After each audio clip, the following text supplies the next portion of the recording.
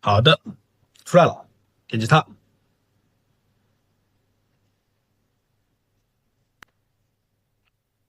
它呢进入到了这么个页面。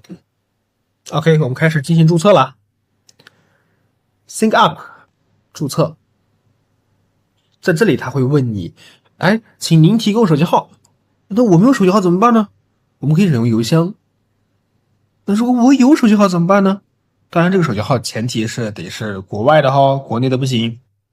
OK，那我们就使用手机号解码，两个都是一样的。本期呢，我使用的是邮箱注册，点击 Sync up 邮箱，将我提前准备好的邮箱呢复制，粘贴在这里，点 Next。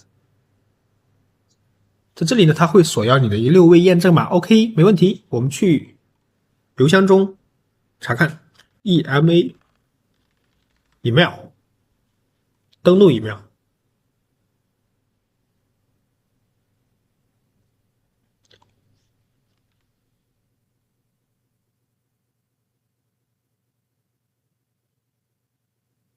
提示无法登录是吧？这是好了，刚可能是网络错误了。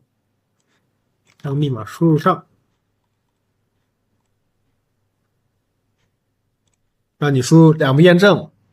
这2步验证呢，就是相当于国内的这个6位验证码。我们将后面的这个 RFA 验证码、6位验证码呢贴在这里呢，将验证码复制下来，点击下一步。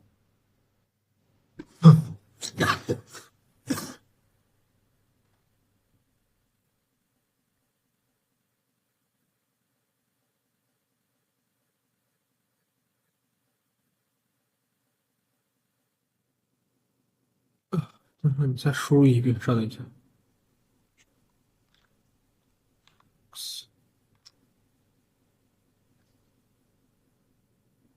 OK， 我们进去了。进去以后呢，这里会有个 Instagram。他在3点钟的时候呢，他发布了一个给你发了一个邮件，叫这验证码是72093172093，点击 Next 下一步。在这里呢，想让你设置密码。如果同学你们的英语不怎么好呢，可以使用网易有道翻译等等软件进行翻译。在这里呢，我设置一个我自己喜欢的密码。它呢到这一步骤就说明在所问你的年龄，年龄呢我们是需要设置18岁以上哦。点击下一步。